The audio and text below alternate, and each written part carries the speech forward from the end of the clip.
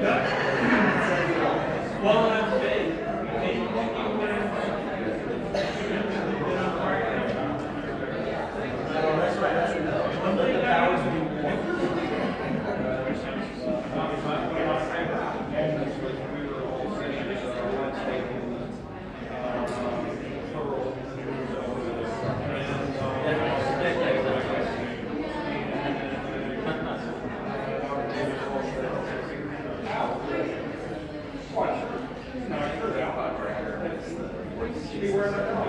I'll put that in. Well, we're all ready. Well, there you go. I was walking.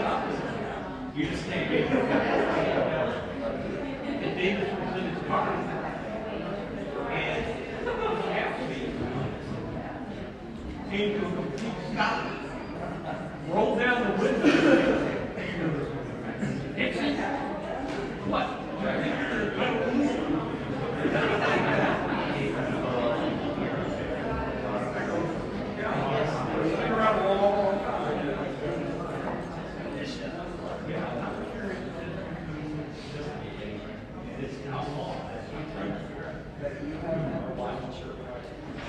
Because, I mean, I've been here 38 years. So when I first started, I did it. I don't know where my shirts on Friday, but they're all very easy.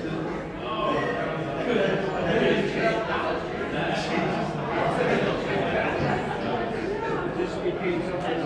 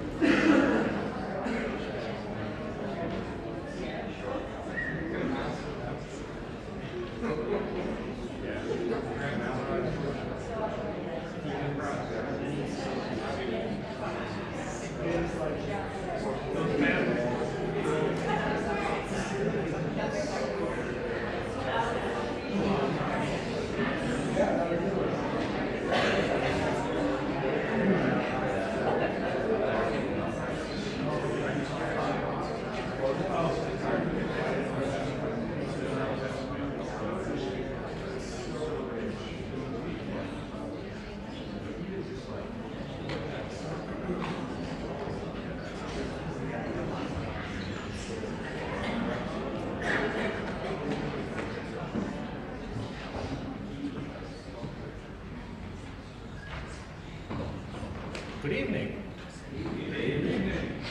Have you ever wanted to make the best possible omelet? I have. I'm sure some of you have too. In his delightful book, Art and Faith, A Theology of Making, Makoto Fujimura, himself a celebrated artist, recounts his own desire to make the best possible omelet. He does some research and comes up with YouTube videos of French master chef Jacques Pepin. Fujimura recounts, though, how no matter how many times he watches the videos or reads the recipes, he finds it difficult to make an omelet as effortlessly as Jacques Pepin. He writes, quote, "Pepin can make what I cannot. By that definition, he knows how to make an omelet, and I do not. That simply means that I have not loved deeply enough." End quote. He notes that Pepin's omelets are better than mine because of his taste of a lifetime of knowing and loving the omelet making process. The recipe alone does not make the omelet. Love is required. Tonight you will hear from faculty who love what they do. The various forms of creativity you'll hear about, whether research in their specific field, creative writing, or contextualizing ideas for students to contemplate, all find their origin in love. In 1 Corinthians 13, Paul states, "If I can fathom all mysteries and all knowledge, and if I have a faith that can move mountains but do not have love, I am nothing." Because God is love, and because God created us, we should view our creativity, our making, as an act of love. Fujimura writes, quote, "Makers are experienced at navigating the gap between ideas and reality.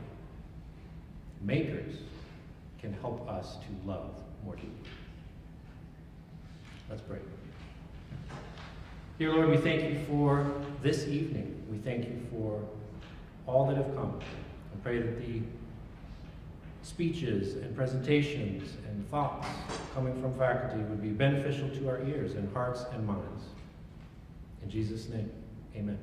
Amen. Good evening and welcome to our Symposium on Creativity.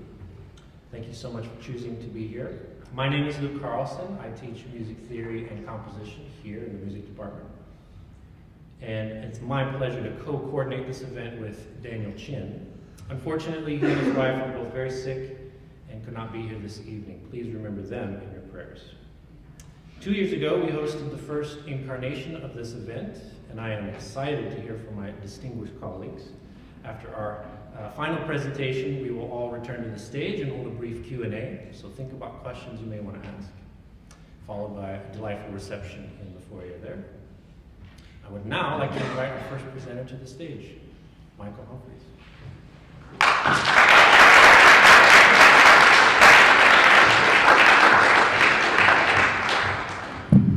Well, thanks, as Luke said, for being here tonight. The title of my talk is "The Creativity That I Don't Have." I thought of many other titles. Let me give you some more of the titles. Creativity through new eyes. Creativity as controlled obsession communicated. Or, the last one, how I learned to stop pitying myself as uncreative and love a simpler idea of creativity. So I teach in the ag department here. I teach horticulture. Been here for 4 years. That's kind of the background of what I'm about to say. Flannery O'Connor said this: "You tell a story because a statement would be inadequate. When anybody asks what a story is about, the only proper thing is to tell him to read the story." So here's my story. Let's start out with a question. The obvious question. Why in the world did Luke and Daniel ask me? Right? And an ag guy. I'm just not in that category. I don't think about myself as a creative. Maybe enthusiastic, maybe weird. I don't know. I was really puzzled, to be honest. I met with Luke and Daniel about the topic for the presentation for this very symposium, and my admission was I'm absolutely stumped. Like, maybe I create course content, maybe I create lectures, maybe that I have like some ideas that I'm trying to work through and figure out within my discipline. And when I described the process that I'd been going through to get my head around some ideas in agriculture, Luke said quite matter-of-factly, that's exactly what I do when I compose. Could that possibly be true? Could that mean that I'm creative? I don't know. So I had a quick soul search for the meaning of this request to speak at a symposium on creativity. Maybe my definition of creativity wasn't correct. Maybe I don't, have I ever for more than 30 seconds even thought about the definition of creativity? No, I haven't. So here's what the general gut feeling definition of creativity was for me. Quote, the ability to harness the nebulous power of inherent flowing inspired artistic expression and make something awesome in music, paint, poem, story, dance, etc. That's all I had. Another quote falls into my lap. This one from Holbrook Jackson. The work of an author is merely the agglomeration of everyone and everything that has come before him. That helped me make sense of some things. So I'm thinking through this. So I've got a topic, right? I've got not a topic for this. I've got an idea. I've got a thing that I've been thinking about. I love this topic, this issue that's in my field. Roughly, it's the question, how do we use creation for agriculture? That's my question, the idea that I'm wrestling with. I'm reading about it, I'm trying to write about it, I'm teaching it, I want to see if it works when I pitch it to friends, acquaintances, random people who will listen to what I want to say and what I'm thinking through.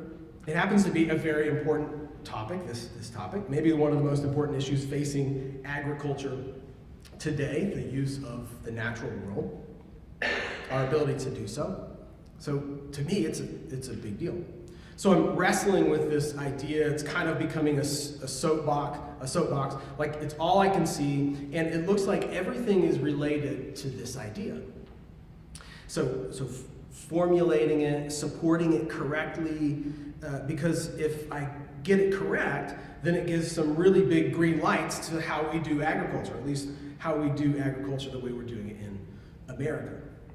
Which, if you're paying attention, is a contentious issue. People get heated up. Like if I said that we should be eating more GMOs in our diet, I could probably get a fast response on the opposite side of that statement. But as that quote by Jackson above states, I didn't get to this practico-mental state, this place, by creating a bright, new, shining proposition. I wandered around for a while and started learning the landscape where I was wandering. So I was a kid who, in the words of the wonderful Ben Folds, grew up on sugar cereal and TV. Like, I can tell you a lot of details about Star Trek, both the TV shows and the movies. So, suburban born and bred. In the ag world, that does not give you a lot of street credentials, okay? But nevertheless, I stumbled around in my K-12 years and kind of liked my subjects. I like to be outside, I like digging in the dirt, I like my grandpa's garden, and so I majored in plant and soil sciences when I got to college. It was fun because I hardly knew anything about growing anything, and here I was with all the farm kids at college learning how plants worked and why soil is awesome. But I was a Christian and took the Bible seriously, so I was kind of weird. I got called a Bible thumper once by a guy from California. That was fun. And in college, I went to a church where I had people around me who were a little more on the cerebral side, asking all kinds of interesting questions like, does God choose who is saved? And how should we argue against atheists? And it seemed slightly natural to me in that context to start asking interesting questions about the stuff that I was learning about, like soils, plants, environmental science. What does God think about all this stuff? Are we supposed to be greenies and save the earth from all the pollution? Does saving the earth even matter? It's just stuff that I thought would burn at the end of everything, right? And I don't know how it happened, but for some reason, I had a copy of a book by Francis Schaeffer that straightened me right out. It was like I got a map of the landscape. I could see the roads. And so I had something that I could hang on to, maybe test out in debate, maybe develop. I wasn't really sure, but I knew it was important enough of a map that I had to get other people's input, opinions, just look at it for a while. So as a teacher, I taught some of it, presented some of it when the opportunity arose, just to see if when I got the ideas out of my head, it would be truer or more real. And I tried to trace the idea map that Schaeffer gave me onto other maps. Could Schaeffer's map of the way we should see and interact with creation and someone else's map have connecting roads and expand my understanding of how big the landscape really was? Well, yes, again, books, talking to people, thinking, writing, teaching the stuff when it made sense to, and I'm trying to work out something that is bubbling up inside me. And I think I know when it started, but maybe it's just partly just this place God put me in order to have these ideas at this time for the people that are around me. Here, mainly students as a captive audience. But I feel like things are close, even now, things are close, but not crystallized. Even this fall semester, I was trying to precipitate something in teaching a class, which I would say is probably the first place where all these authors and ideas started to get put into a thought timeline that the students, God bless them for listening, got to walk along. I see one of my students here.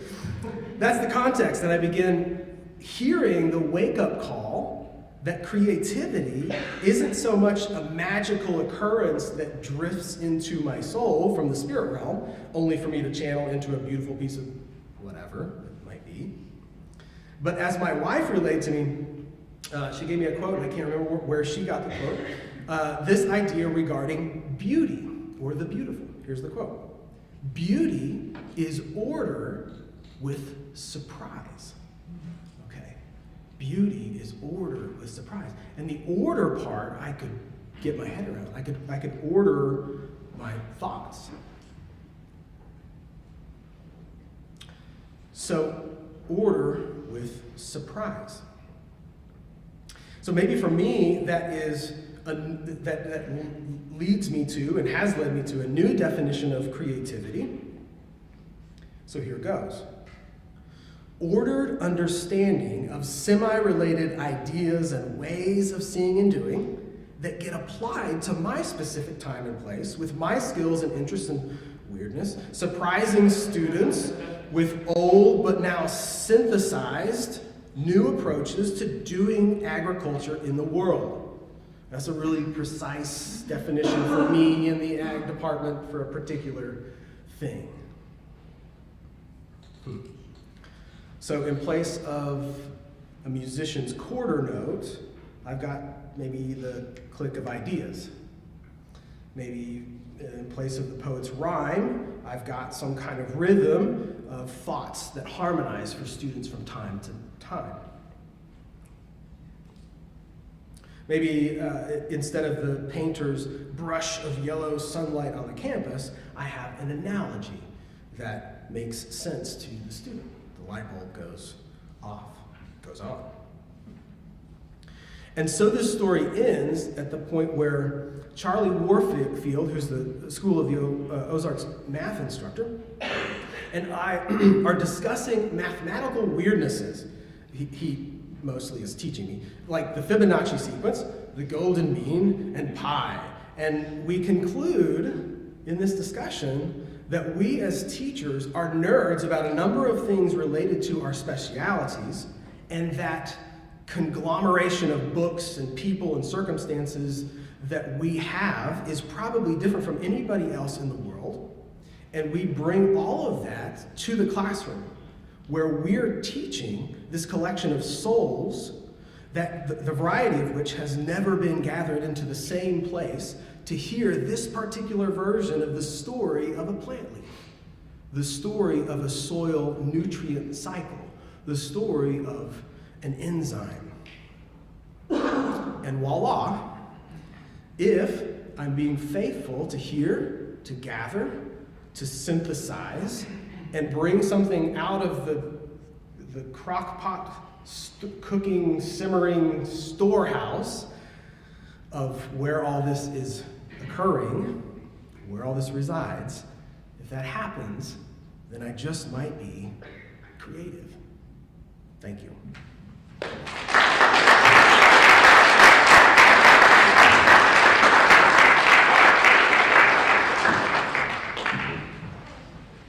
you, Micah. As I get this set up here, I'd like to invite our next speaker, Dr. Garrison.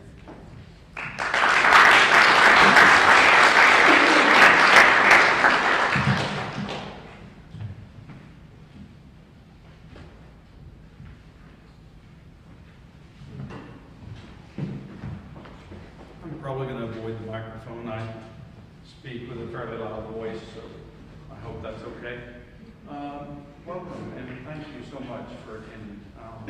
I feel somewhat like Micah that you wondered why I was chosen at a symposium on creativity. I'm a scientist, and we investigate our surroundings, the world around us. We literally, I think, are different. We are nerds, and we're proud of it. It's a good thing. Where I came from, I've even getting some fist bumps in the back. So when we look at the world, you guys see a podium, and I see molecules. There's cellulose in that. There's lignin in that, and you view the world in a different perspective. All around us, we see light, and we think photospectrum. We literally view the world from that perspective all the time. And so when you have that innate interest in how things work, then you have a tendency to want to investigate what's around you. Okay, you're a scientist. In 2001, I was invited to be a faculty member here. I'd say that's the beginning of an odyssey. There's a few older people in this room that would get that. All right, so anyway, the odyssey was that the way we practice science, okay? And the way we practice science, you learn things in the classroom, there's no doubt about that. But the practice of science is actually a hands-on activity. You can't learn science without being in the laboratory. And I have some great colleagues throughout this campus, and one of them was Jerry Easton, who was the chemist when I came in here. He's an organic chemist. He recently retired. But he sat me down when I was in the interview process and said, "What do you think of research?" And I said, "Well, it's part of chemistry." And he said, "So you're for a research program of some sort for College of the Ozarks?" And I said, "Well, of course." And he said, "Well, our past chemist, the one I replaced, was not as gung-ho about that, just to let you guys know that." Okay? So when I came in, then we started planning, and we started putting together the first iteration of the research class. And in fact, whether you know it or not, we joined biology. And Jeff Reddick and Steve Miller were here. And they, together with us, we started a research course that contained content for both biology and chemistry. And I think it was 2003 or 2004 that we actually started doing presentations and what we now call the Celebration of Scholarship. It was the Celebration of Science back then, had a different name. But we have invited much more on the campus to participate in that. In fact, I've let someone else on campus work with that and do the groundwork. But I'll talk about that a little bit more later. I'll throw a plug in for the Celebration of Science. All right, but together we worked to build a curriculum that was filled with projects, okay, that mimic the way research is done. We actually began that in our second semester of general chemistry, and we do a very basic phosphate project. And that project is to go out into the environment to investigate what we like to see is that you have a before and after a sewage treatment plant, which would be a point source. And so above and below the fish hatchery, those types of things. We'll also let people just look at places because they're interested, because it's the family farmer, those types of things. Right? But what the project is actually to write a research proposal, very basic. You do it in a group of 4 to 6 students. And then you go out, you collect your samples, you bring them back to the laboratory, you analyze them. Okay? And then to finish that up, you actually write it up and you end up with a poster, right? And this poster is the information. This is one of our general chemistry from the past. And I just randomly picked one. I noticed that there's some editing errors in this one that probably, I hope they were fixed by the time they were printed. There's a lot of editing that goes on when you have the number of works that we produce each year.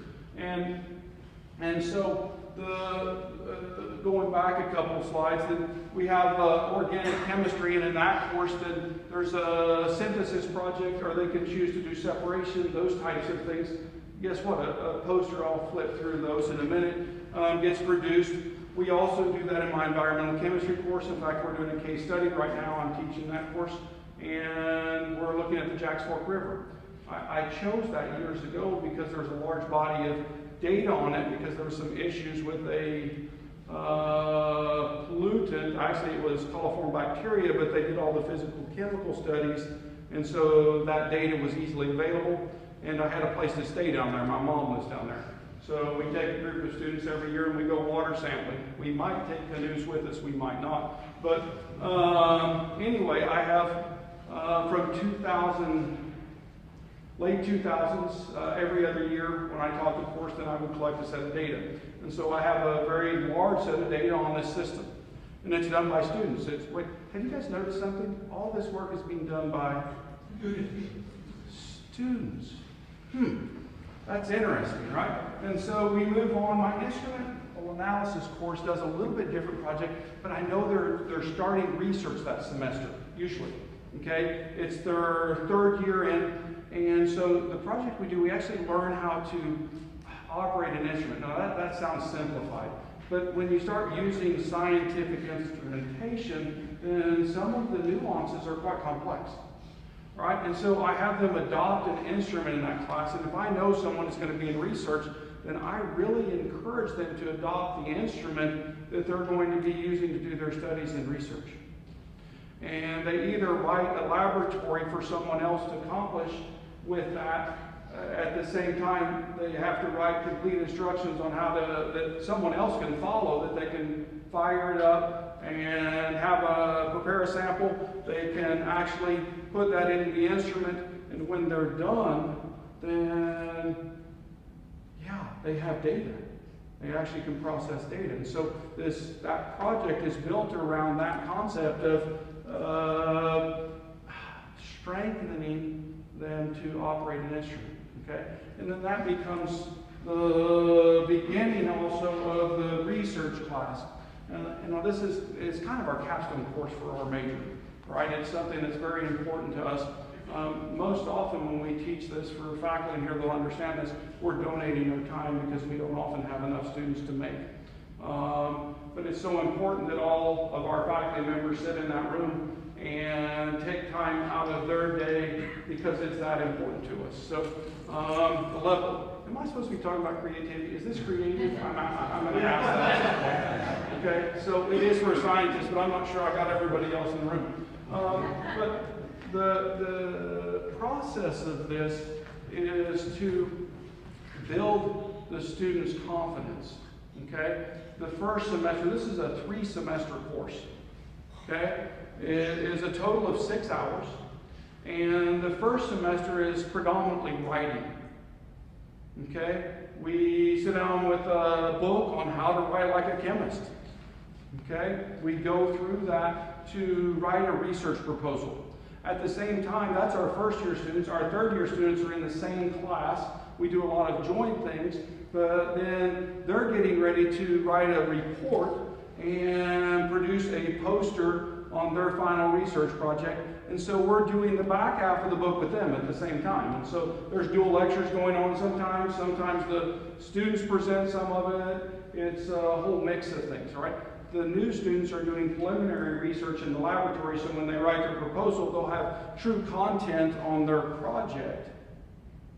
So that project is, the chemistry itself is familiar to them. You can't write about something you're not familiar with.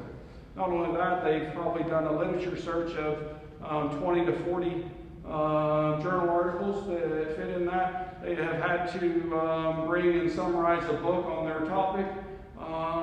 There's a lot of work in this class. Okay? And we want them in the laboratory. We want them firing their instrument up, running samples that would simulate what they're going to do, or synthesizing that molecule. All of those things are put together into this course, right?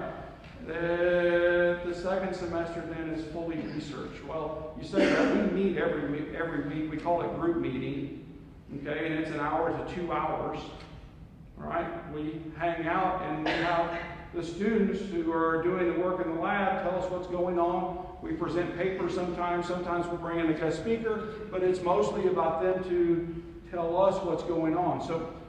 So they've written about it to start with. They've written this proposal, okay? Then they take that proposal and they put it into action in the laboratory. And then at the end of it, they go present it somewhere else. Now, they've been talking about their project every single week for 2.5 semesters. So when you go and you present somewhere, people start asking you, how do you get your undergraduate students to be so competent in chemistry? How do they answer their questions like they have knowledge on the subject? Because I can't get my students to do that. Right? It's one of my presentations I'm more proud of. Actually, I'm more proud of this work than any other professional part of my life. You guys are hearing about it today. I thought about talking about cooking because I love the Maillard reaction and browning food and acid and base and all those things. Oh, bass fishing. I thought about getting a bass rod and flipping up here and talking about that, and how Michael Ashley, my artist friend who delicately paints his swim baits. But this is the thing that I'm truly an expert in. Okay, this is what I do. And I was asked to present on that. It's actually it was 2011, so that's 13 years ago. Amazing how fast time goes by. Okay, it's amazing how fast it goes by. But in all of that, what the outcome is for most students is a presentation. And so these presentations are done on the topics. This is Jack's Fork River. We sample in 3 locations. We compare those to literature values and then the values that we've gotten in the past to make sure they're reasonable. Well, we're learning to do science, right? And if we look at this poster, this is from organic chemistry. This is Dr. Long, since he has been here. And so this is just looking at extracting clove oil, right? Clove oil is botanical, but they did 4 different types of extractions to see which one was the most effective. That's a wonderful look at science. That's a creative way to teach someone how to do extractions. Oh, and different ways to do extractions. So you put them in a laboratory, you have them compare those. That's a great way. And actually the students came up with the idea. That's awesome. Right? This is for Alex, and I put this one on here just for you. This is a study of Fourier transform. It was done in our PChem class with Dr. Bro, and she does projects too. I don't know if I had it on that previous slide when all the classes that do projects, but her PChem 2 class, they can do topics, quantum mechanics, thermodynamics, kinetics, and so all of these are done in spring semesters. This is a final poster. This is one from a research student, and he was actually looking at the sequestration of cadmium in plants. And so the analysis was on the plants themselves, and the root systems and so on. And so he was looking at different amounts and where that material ended up. And I've done a lot of these projects. So all of those posters were then presented at, I talked about the celebration of scholarship a few minutes ago. This is held annually. It started with the group of 4 that I talked about. We went down in the Cat's Den in the old student center. Is that the way you say that? I don't know. Yeah, something along that line. And we would set up some styrofoam boards, and lean those against the wall and whatever else, and the students would put them out there. It was very, very low key. So anyway, that's because scientists were doing it. So we turned it over a couple years ago. Jerry was very much in with it at the planning, even with Sherry when Sherry was taking it over. But when Jerry left, I talked to Sherry about it and I let her have it. And so she does all of her planning. She takes her IT project management class, and they make that their project, one of their projects that they're managing. And that's a cool thing, right? Because then students are actually planning an event. They put together meals. They got it moved up to the Royal Oak Forum. And it's been amazing. I think, rumor has it, we're going to be down in the new student center this year. So we'll see. I'm not sure. Plug for it May 8th.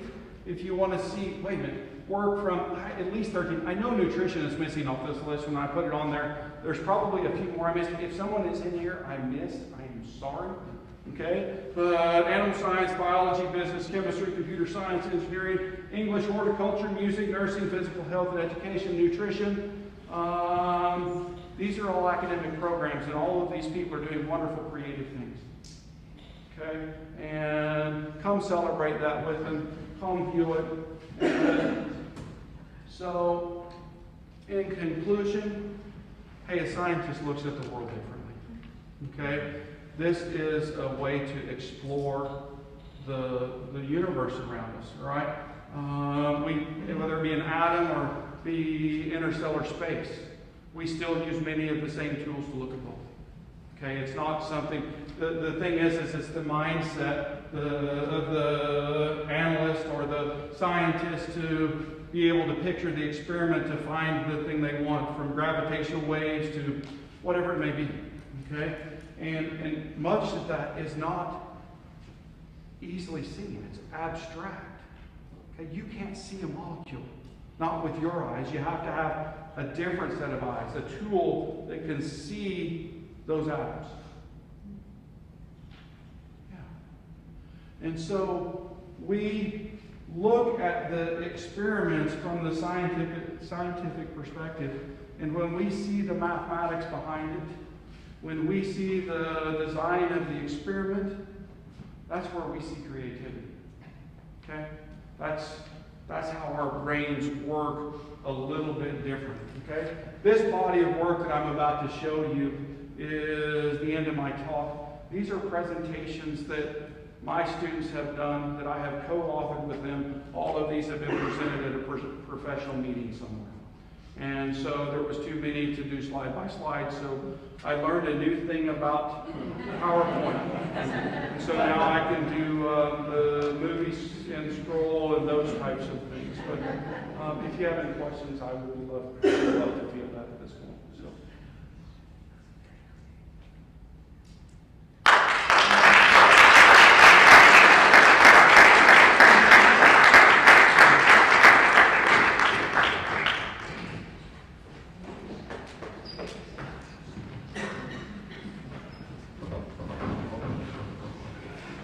Dr. Cirillo, welcome to the stage.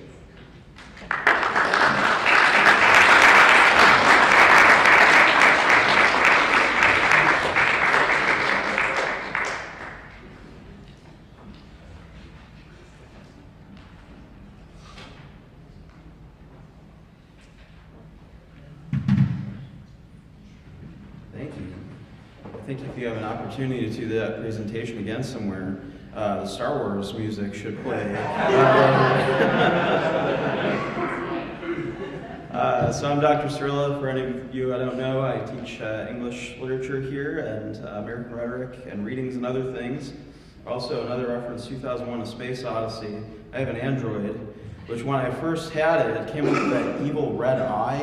It looked just like Hal. So I named my phone Hal 9000. So still today, people will answer going, "Is this Hal 9000 calling me, you know?" Your bill collector calls me, "Will you pay?" I'm sorry, Dave, I can't do that. So that's where we are. Well, I actually feel sort of out of place in this situation here. There have been such creative ways of talking about things that people don't normally think of as creative. I feel sort of uncreative talking about fairy tales, so I'm sorry for bringing down the mood. My talk was originally the practicalism of fairy tales, and so I've added holiday magic. We'll see if I get to that notion at all. I'm going to start with this, and I think actually a lot of what we're talking about, what you gentlemen are talking about, fits well with what I want to discuss. Now this quote I've known for about 15 years. Isn't it enough to see that a garden is beautiful without having to believe that there are fairies at the bottom of it too? And for about 15 years I thought that was just a quote of Richard Dawkins. And for a long time I just thought, how silly, you know, that notion. For sure, you know, this has no real traction against, you know, as a pot shot against my faith to say that all the strong arguments for Christianity and for theism, this quote doesn't get much traction in my opinion. So as a Christian, I'm not too troubled by it. As a scholar of fairy tales, on the other hand, what are you saying here? And in fact, I actually, you know, then I learned that it wasn't by Dawkins, it was by Douglas Adams, who I notice is the author of, you know, Hitchhiker's Guide to the Galaxy. What is wrong with your problem, sir? Don't you understand that you are using the very imagination to think about these sorts of things? Now, there's another quote here I want to say along with what you were talking about, Harrison, that maybe fairies at the bottom of the garden, there's no evidence for it, but you can't prove that there aren't any. So shouldn't we be agnostic with respect to fairies? Well, maybe so. I'm not recommending that we should reject the findings of botanists that say there are no fairies living in gardens, obviously. I really want to question the category mistake that I think is happening in this discussion. So I've got a well actually from George MacDonald, who says a fairy tale, like a butterfly or a bee, helps itself on all sides, sips at every wholesome flower, and spoils not one. So if I could sort of lay this out, kind of a three-fold correspondences. The pollen, the bee, and the honey. The bee which extracts from the pollen the honey. In a similar way, from a specific domain of analysis in the landscape, a gardener uses his or her knowledge of that landscape to produce a garden. In a similar way, from our observation of the interplay of human nature and nature, the human extracts the fairy tale. And so to say, to realize as we look at these things, that what I think a fairy in a garden is doing is presenting a symbolic composite of the experience of the gardener with the garden. Like a gardener, a fairy has human elements to it. But like the garden, it has sort of elements of the natural world, which is very much like a human, which is something which has human elements and elements of the natural world. One might say those things are very deeply interwoven.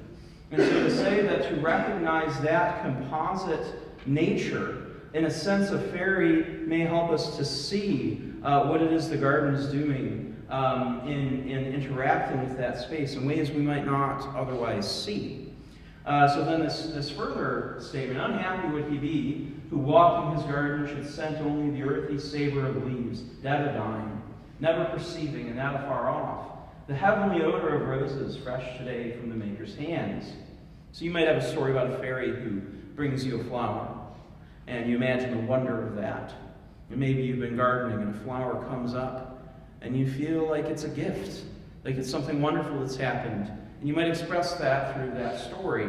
And I would say that the awareness that comes out of the act of gardening is sharpened, not blunted by that, and certainly not replacing the proper scientific understanding of what's happening there, but to say that we need to have the wonder that drives us to keep asking, how does the flower grow?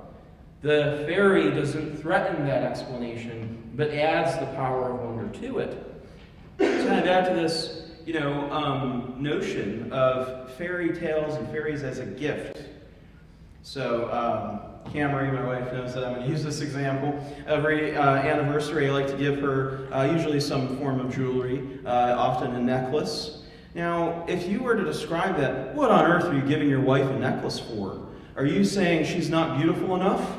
No, of course not. I'm not saying, oh, you're a little rough today. Would you put this necklace on, please?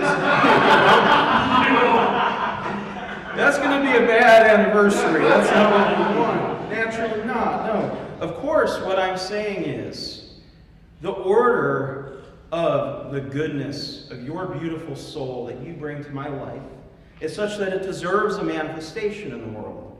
Something that you can see and actually hold and look at and say, that it's just like the fairy. The necklace is a composite.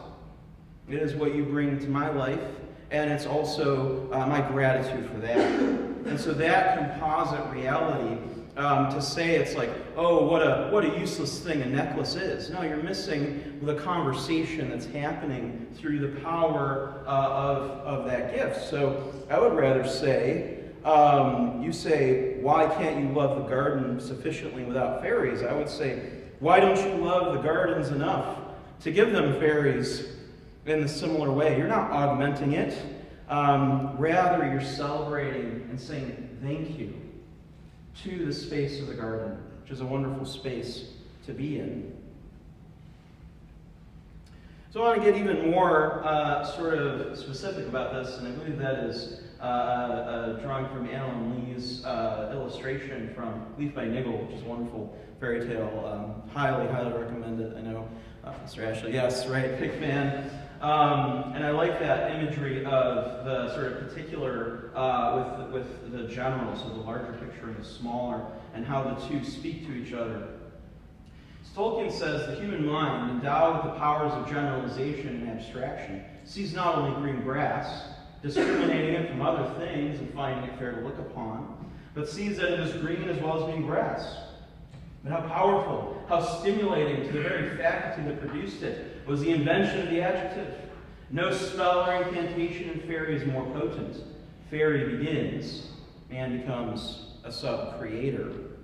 So in some sense, I want to say that you cannot get to a high-order abstraction like the word garden, which is nested with all kinds of understandings about the world. It's only 2 syllables, but there's a great deal of content packed into what's going on there, any more than the word fairy, to kind of say, well, I've looked through every flower, and every bush, and every tree, and I've combed through the dirt. I see no garden here.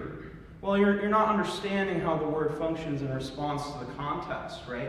How that word helps you to manage it, these levels of analysis, the particular and the general.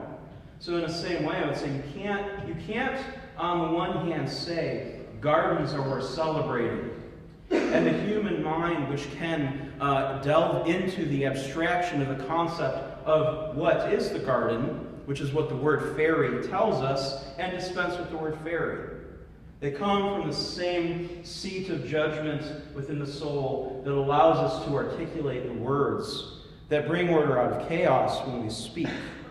That in some sense, with every creative word, whether it is in the domain of sciences or art or wherever else, we are all bearing this torch of seeing more of the light in the face of the void that threatens on the margins. And so to say, in this sense, in this concept of garden, that is akin, you could say that garden and fairy are at a similar level of analysis as far as the honey that has come out of human experience of, pulling pollens of our sensory world together so that we can think about these things. I think that what's embedded in the idea of the attack on the fairy story is the idea that the fairy story is not useful, or you could say not practical, to human endeavors. And I want to say I disagree with that. I think, in fact, that fairies are quite practical. So here's something kind of interesting about this video game, Legend of Zelda: Skyward Sword, which I highly recommend as a wonderful fairy tale to experience playing through. Link is a hero fairy of the sword who is fighting on behalf of his princess and divine things and fighting primordial forces. What he is doing, the stakes of his community are quite high. If he doesn't succeed, things will not go well. And in the midst of working on all of these things, Link finds himself in a situation where there's a woman who is suffering from depression. The game doesn't say that, but you can see it on her face. And she's too depressed to clean her house. And so what happens is you get this magical jar that blows wind, and it cleans the space, and then she is filled with gratitude, and she gives you this talisman, like a necklace, these gratitude crystals. And I thought it was so weird, like here I am pretending to be this hero who fights monsters. A hero who fights monsters who is vacuuming. But that's exactly right. Vacuuming is fighting a small level order monster, and that's a good thing to fight.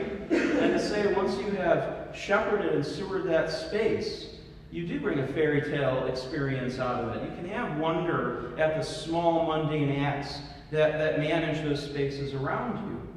And then I kind of observe in this aspect to say a similar effect seems to happen around holidays. Have you noticed that? It's like you're going to have guests over, and then like magic, you're cleaning when you weren't cleaning before. You're getting that place ready. And so to say that in the similar way that fairies and fairy tales might seem like an imposition, holidays are an awful lot of trouble. You have to do a lot of cooking and cleaning and all this stuff, and you might find that sort of irritating. But then, when the guests start coming, and just before they get there, and you see your clean house, and you think, why don't I see my house this way all the time? Why don't I always think about the beauty of keeping this place like a garden?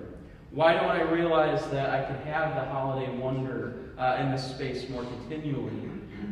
Maybe it's a lack of fairy tale imagination, not an overabundance of it. And so that's why I worked on this Valley of Seasons series, where what I was essentially trying to do is capture this idea that I'm getting at in story form, to say that holidays often, I think, are a resource of a kind of enchantment of perception. And there's an inheritance in those things that I think we often do kind of undervalue. And so to say these kind of fairy tales set in different seasons, different holidays, are attempting to bring wonder back to things we've kind of gotten too used to ask, what is the practical power of holiday wonder?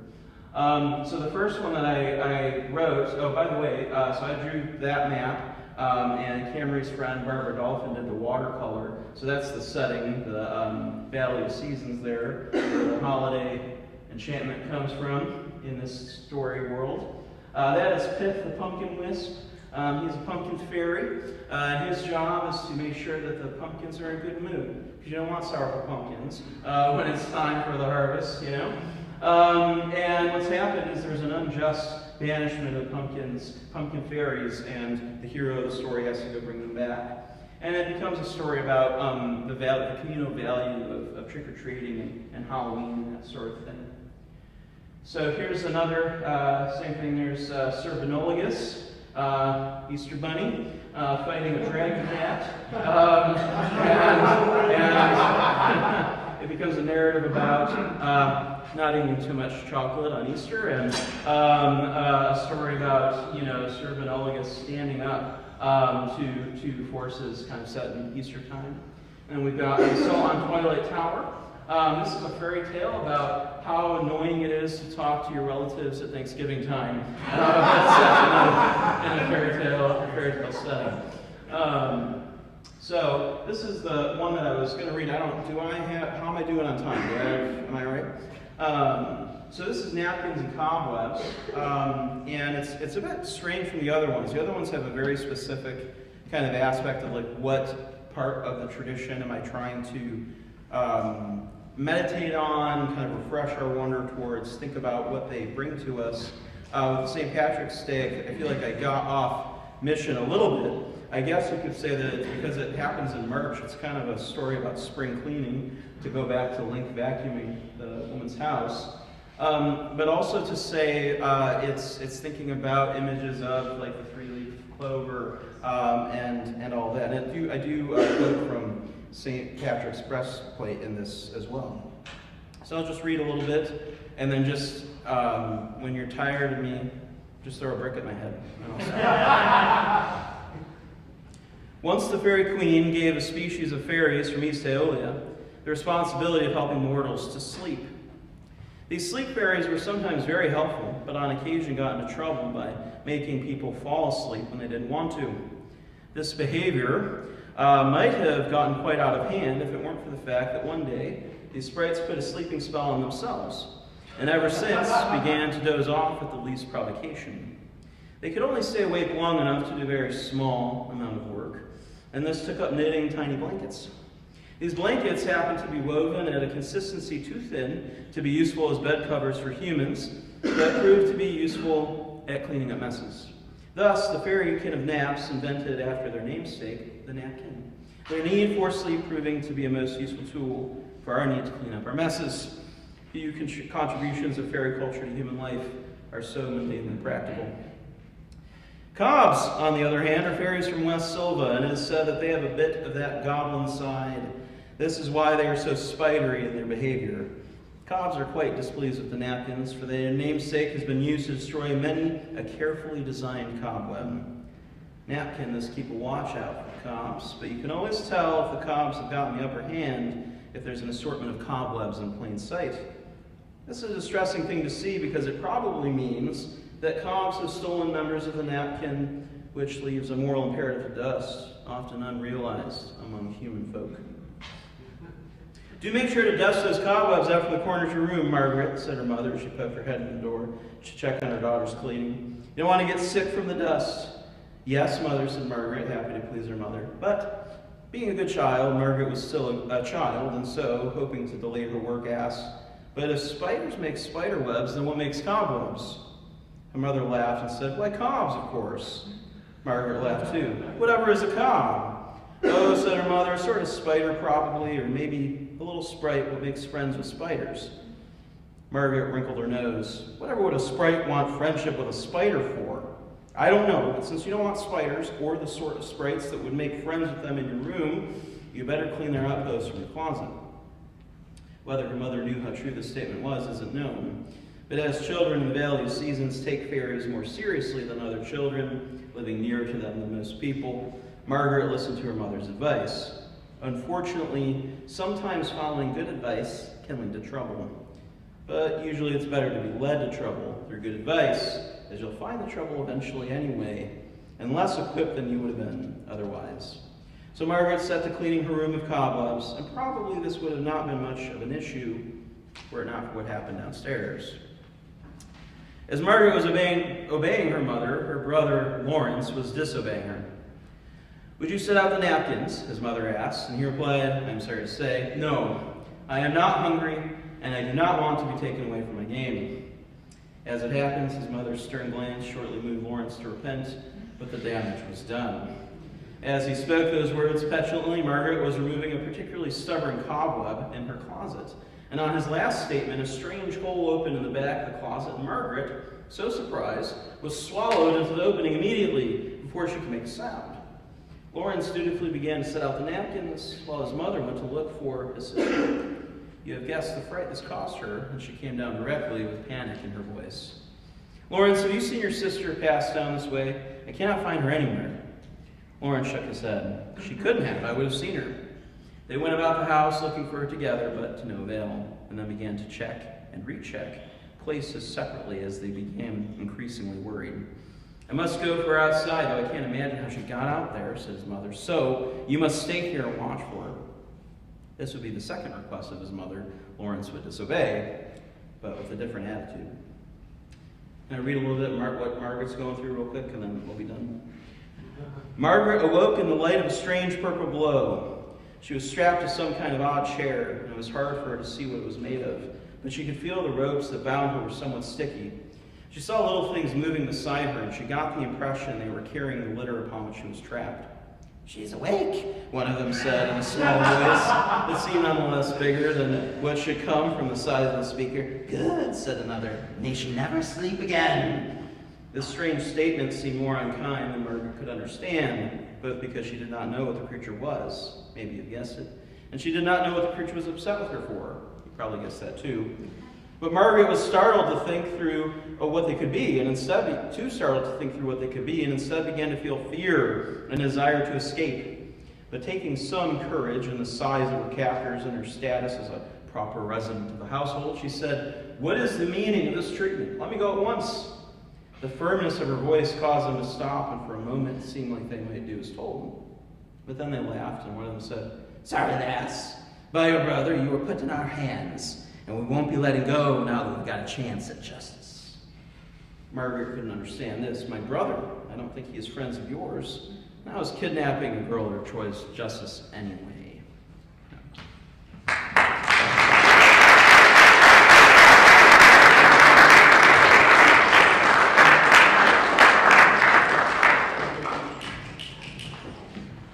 Thank you, Anthony.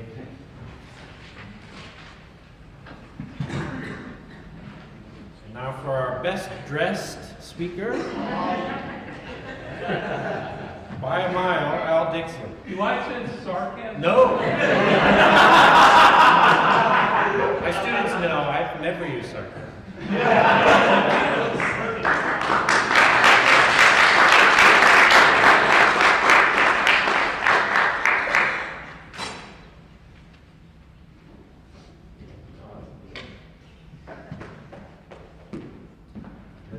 He's trying to set me up for failure. It's a good talk, Al. Thank you. Yeah. Sorry.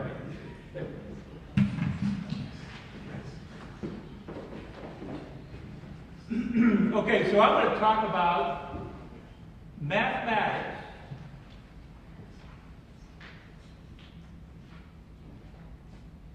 and this is all I want to get across. Mathematics is not simply arithmetic. If you walk out of here believing that, I've done my job. Well, if it's not arithmetic, then what is it? And the answer is actually, it's a collection of logically consistent systems. A collection of systems, each consisting of definitions, axioms, and theorems. Each a separate, logically consistent system. And I'm happy to say that my system isn't the same as Klein's. One mathematical system isn't the same as another, but inside, it's logically consistent. So what's a mathematician? Well, actually, mathematicians tend to be individuals interested in creating structured, logical systems. Then, being curious about the consequences. Now, that's about as broad as you could possibly get.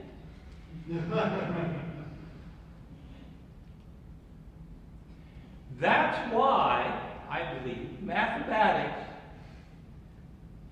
and the flexible systems that are created are themselves good for modeling observable phenomena. You give me an observable phenomenon, I can create a mathematical system that models it. So there should be no surprise that mathematics becomes the language of science. But not just that. The language of logic. The language of sex. Ever since the time of Zeno, 490 BC, that was even before I came here.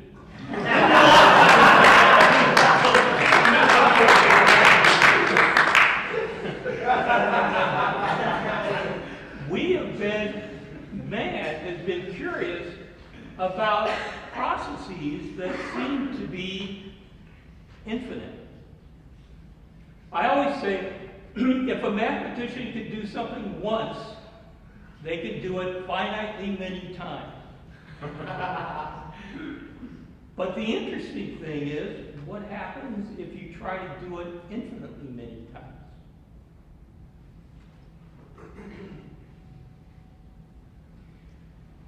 Aristotle, in his arguments, and Aristotle is 384 BC, had an argument about a tortoise and a hare. And his argument went like this: I don't care how much faster the hare is, I don't care how slow the tortoise is, I don't care how much of a gap, how much of a head start you give the tortoise, because the hare is supposed to be faster. Aristotle argued the hare will never catch the tortoise. And the argument goes like this. They both start at the same time. When the hare gets to where the tortoise started, he's not there. He's moved on. And now, when the hare gets to where the tortoise ended up again, guess what? He's not there. In fact, every time the hare reaches where the tortoise was, the tortoise is no longer there. And Aristotle then argued, hence, since that's an infinite process, the hare will never catch the tortoise. I don't think he believed it. But what he did believe was that we need to think about the possibility of an infinite process. Zeno had a similar kind of argument. Zeno argued that motion was impossible. That nothing moved. And the argument was this: if you go from point A to point B, you first have to go half that distance. But to go half that distance, you first have to go half of that half. You have to go a quarter of the distance. But to go a quarter of a distance, you must first go an eighth of a distance. But to go an eighth of a distance, you must first go a 16th of a distance. If you believe that you can't do infinitely many things in a finite amount of time, then motion is not possible. Now, I first heard that argument with an arrow and a target. And I'll bet you Zeno wasn't dumb enough to get in front of the target and tell his buddy to shoot the arrow, believing that that argument worked. And yet, I hear the same argument now. If you go from point A to point B, and you walk halfway, and then you walk half of that half, and then you walk half of that half, the argument is you never get there. Oh, yes, you do.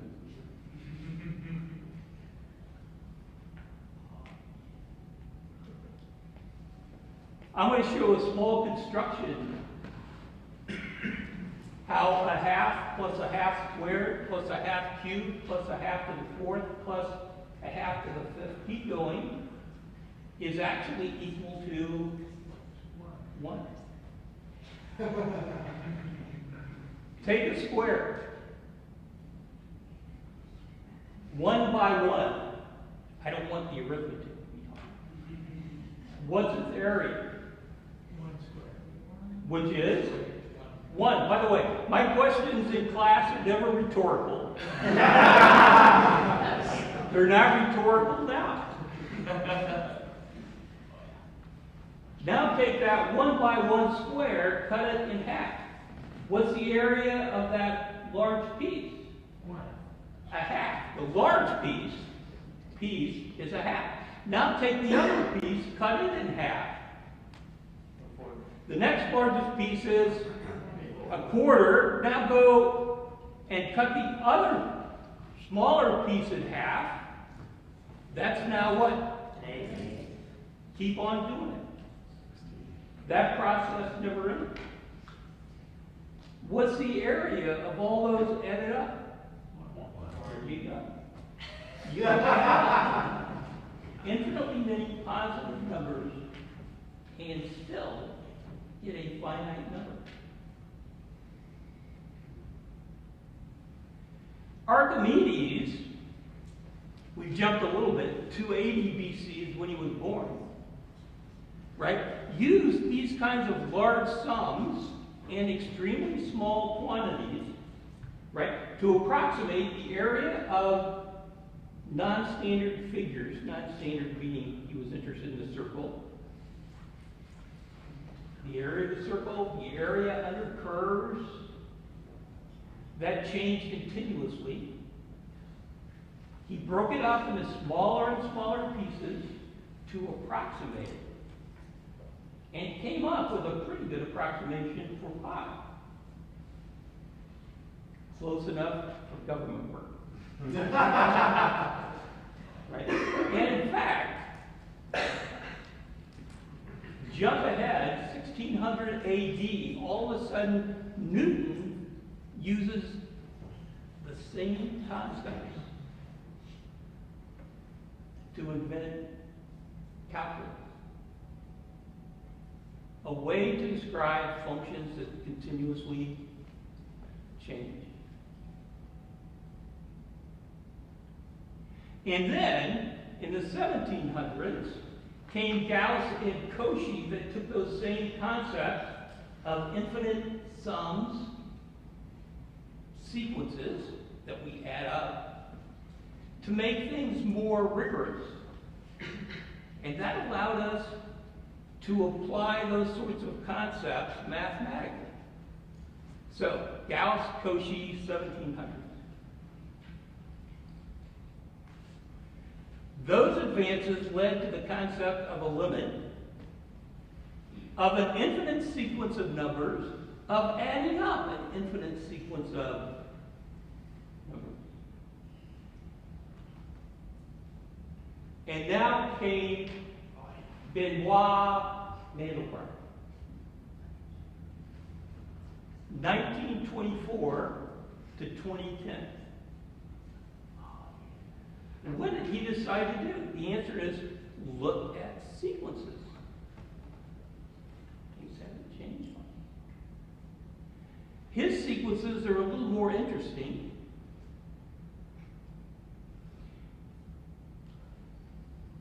He was a French-American mathematician, got his undergraduate degree from Paris universities. They were split up. There's at least 6 Paris universities now. A master's degree from the California Institute of Technology, and eventually a PhD from Paris as well. He got a real money job working for IBM. Back in the day, that gave him free access to computing capability. And he decided to study sequences of extremely long lengths. He was able to put them into the machine and process it 1,000 times or more and see what his outcome was. By the way, the numbers he plugged in are complex numbers. What's a complex number? Anything that can be written in the form a plus or x plus iy, where x and y are real numbers. Common misconception. Every real number is a complex number, but not every complex number is a real number. Real numbers are a subset of the complex. Every point in the plane then can be represented as an ordered pair, x plus I, y, x comma y. How many people in college algebra know the Cartesian plane? And now, he creates sparse computer code to generate sequences of numbers. He only needs sparse codes because he takes a simple polynomial equation, in this case z squared add c. I use z because z stands for complex numbers. C, pick your favorite c. He picks a number from the plane, he plugs it into the function, he gets out another number. What does he do? Plug that back into the function. Same function. He gets out another number. What does he do? Plug that back into the function. He gets out another number. What has he created? An infinite sequence. And then what does he do? The answer is, after he does that a few thousand times, actually the machines do, he looks and sees how big that number is. The final number. And depending on how large it is, and that takes a definition, but how large it is, he paints it a different color.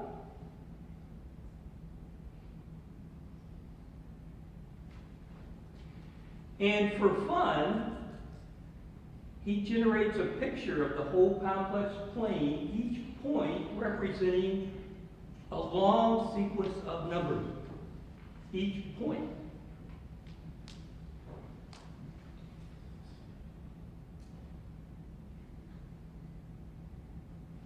And what happens? Almost a trivial equation, quadratic, z squared.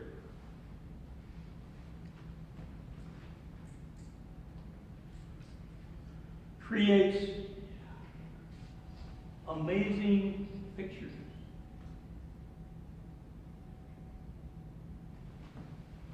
The red represents sequences that go to 0.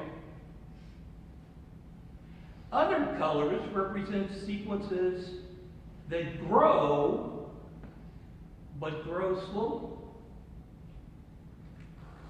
And all of a sudden, by a trivial quadratic equation, you get something like this. That's where C is 0.360284 plus 0.100376I. By the way, when I generated these back in the day, here. And for computer scientists, My machine ran all night for one of these pictures. Hopefully it ran all night. If it didn't, I had to recompute it. And the point is, if I zoom in on a piece, I don't lose detail. It becomes more detailed.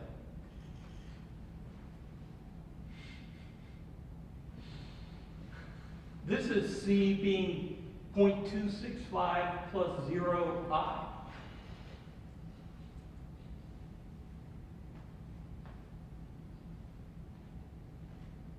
There it is zoomed in. These pictures are called Phil Julius sets. That's not the set that people usually know. The set that people usually know are Mandelbrot sets generated by Benoit. For those students who've had calculus, the orbits that you compute for a Mandelbrot set are called critical orbits and are gotten by taking the function's derivative and solving for z. Although undergraduate mathematicians don't do calculus on complex variables. But guess what? We can. You just probably don't want to see it. And there is the Mandelbrot set, which actually each point doesn't represent a point on the plane, it actually represents one of those quadratic equations. And the points we plug in are critical orbits, which, by the way, is where the derivative is equal to 0. Those who've had calculus, z is 0. That's where we start. That's zooming in.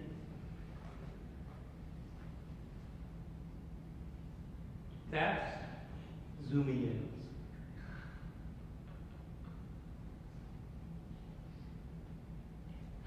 That's zooming in. Same equation. It's just looking at a smaller and smaller window. That kind of self-similarity is what we call fractals.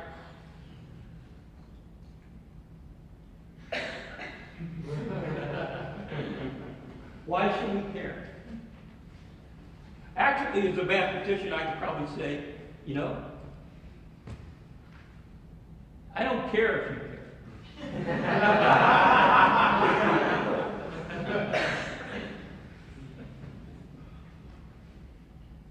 Aside from pretty pictures, what does it do? Well, and his colleagues said the same thing of Benoit. Why is a serious mathematician doing something silly like this?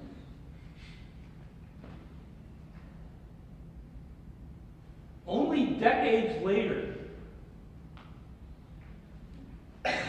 is practical application found. Applications like antennas on your handheld cell phone.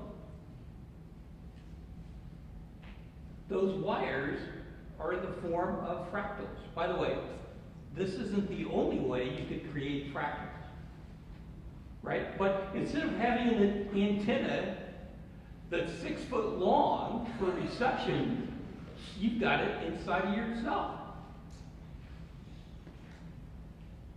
Thanks to fractals. It's used in imaging, identifying cancers, because cancers grow like fractals. The things man builds don't look self-similar. They're not fractals. Spotting tanks on a battlefield, modeling forest environments, creating video games, realistic computer simulations. All right. This is a talk on creativity. Early on in the talk, I told you mathematics is not arithmetic. I'm a mathematician. So I work within a system of axioms and theorems, or I did. And so I'm going to answer the question you didn't ask. What did I do? Well, a PhD in mathematics creates new mathematics. You have to advance the field. That's the point. A PhD in math education studies how people study math. And that in and of itself is a worthy occupation. But a PhD in mathematics does mathematics. So I had to go back and count. What's my theorem? Well, which one?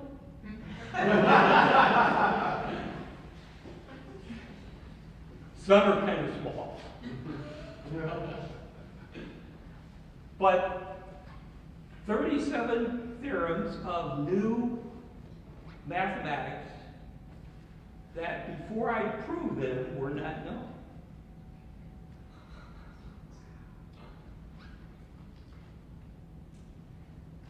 Here's one. Now, the problem with mathematics is it takes a lot of definitions. So here's one of my theorems. If R is a Moreau ring, then VR is saturated if and only if R is integrally closed. And that probably brings up a lot of questions. What's a ring? What's a Moreau ring?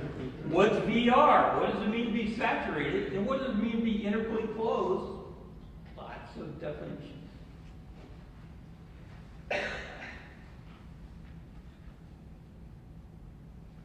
Theorem. Let R be a total quotient ring such that R parentheses X is integrally closed, then the following are equivalent. Rxy equals Ryx. R is strongly proofer. Rxy is a total quotient ring. What? And the answer is few mathematicians know. Why? Because they work in a different field. Right?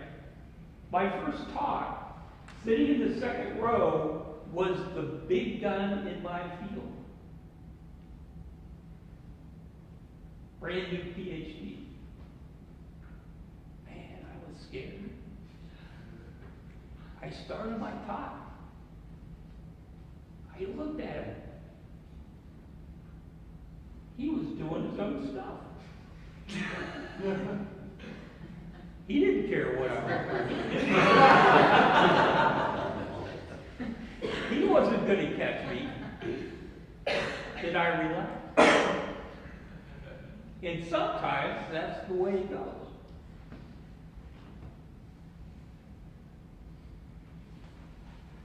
First and foremost, I'm an educator.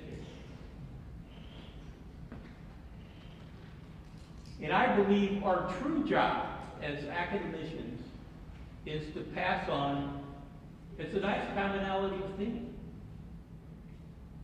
the love of simplicity, elegance, and surprise of our discipline to those that come after us. If we've done that, then we've done our job.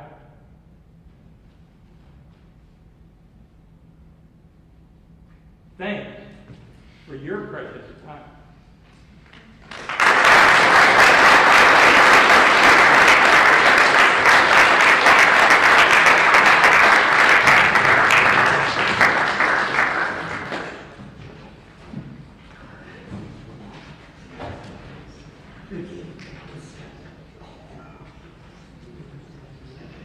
Our final presenter for this evening, Josh Williams.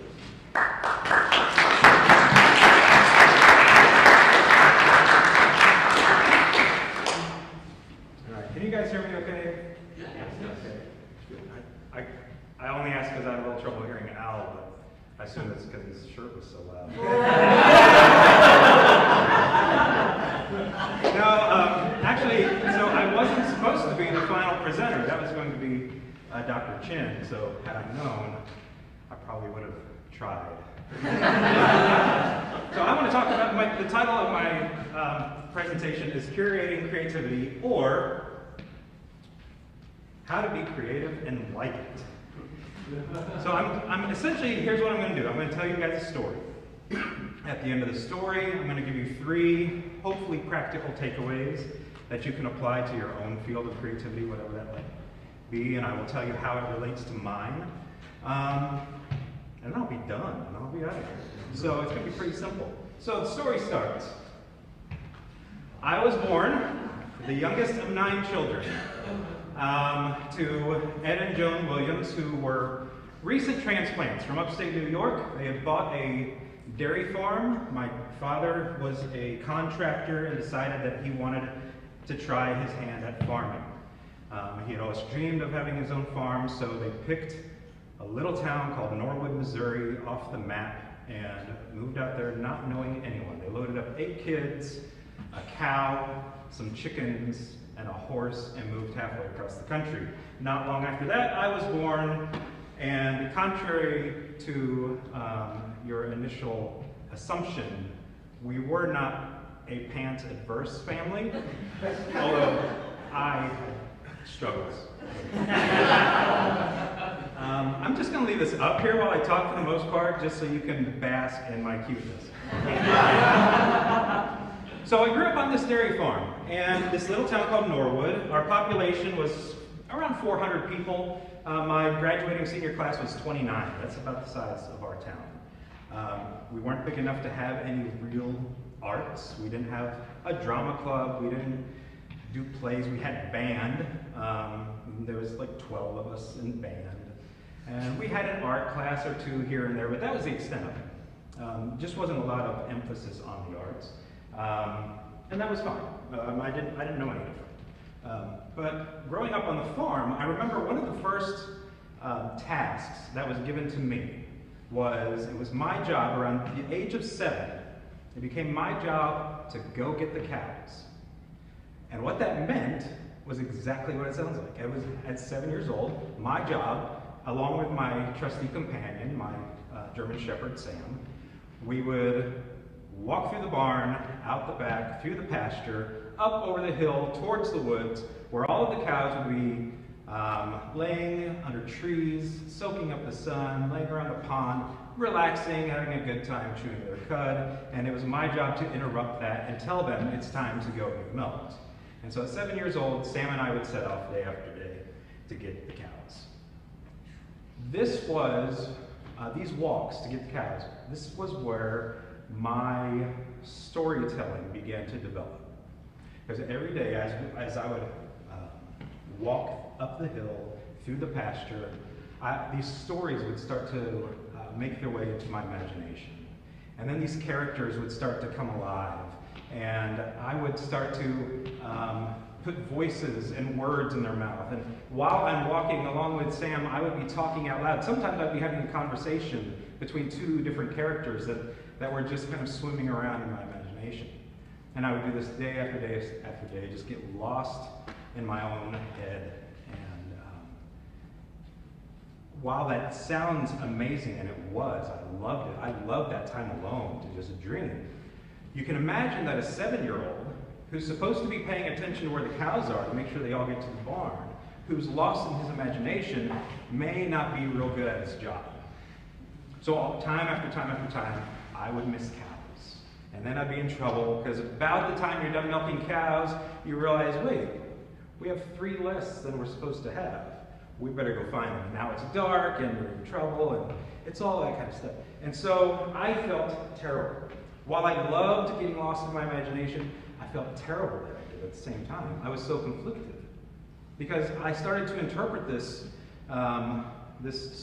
stories in my head. I started interpreting that as though I was unfocused. Maybe I was undisciplined. Maybe it was even a sign that I was lazy. because we're farmers. We're supposed to be focused on the farm, not on these space pirates in my head, which was actually, I ended up writing comic books in 3rd grade about space pirates. And it wasn't just while I was getting the cows. The whole time growing up on the farm, whether I'm fixing fence or whatever I'm doing, I'm lost in my thoughts. And it continued to develop as creating characters. Sometimes I find characters that I loved so much, or find a storyline that I love so much, that I would return to it day after day after day, continuing that story in my head. And I did this all through school. And like I said, I loved it, but I was so conflicted by it because I felt bad. I felt like it was a sign that I was doing something wrong, like it was a flaw within me. Then I graduated high school, and I was absolutely determined that no matter what, I was never going to go to college. I failed at that miserably.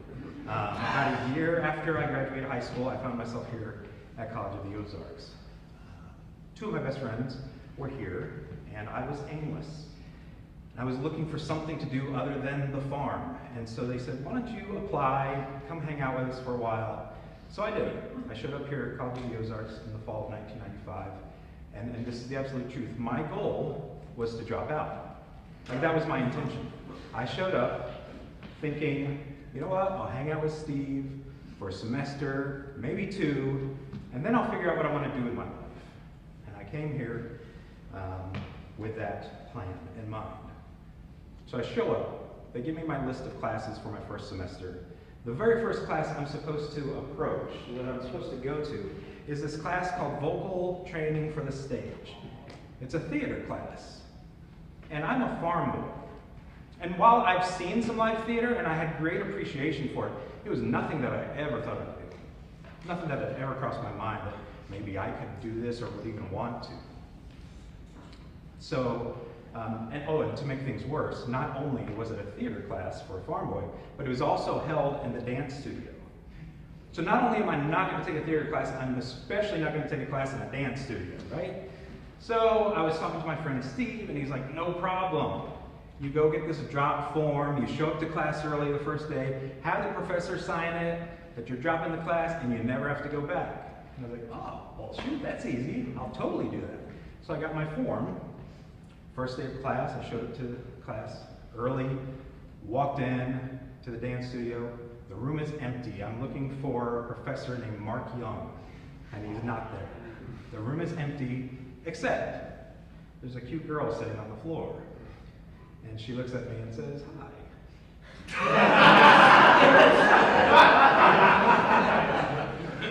And I slid the drop form in my pocket.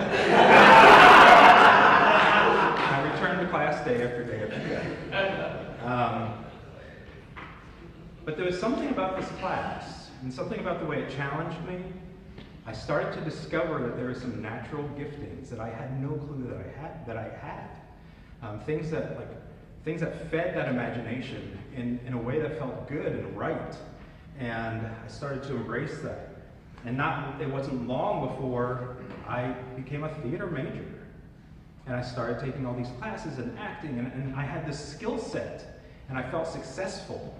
And then I had friends over on the other side of campus who were like, hey, we're doing short films, and we need somebody to be an actor. And so now I'm starting to get into this video world, and now, holy cow, here's another form of storytelling that I didn't even know I could get my fingers into.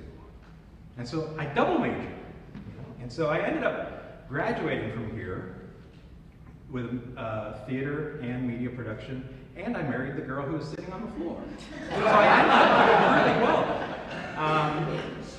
But then graduation came, and we were done, and it was time to do something with life. And we were married, and we were expecting our first child, and it made sense for us to go back home. So we went back to Norwood, where there's no art. And I went to work for my dad on the farm, getting the cows. But now, I graduated past just getting the cows, and Sam was gone, unfortunately. So I had to just get the cows, and then I had to milk the cows.